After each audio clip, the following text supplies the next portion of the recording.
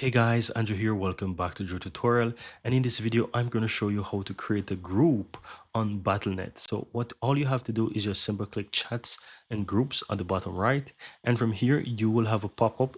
You just need to click the plus on the upper left hand side right next to groups. Once you click on that, guys, you just need to go ahead and enter the name of your friends. So let's say we're going to call this one Call of Duty.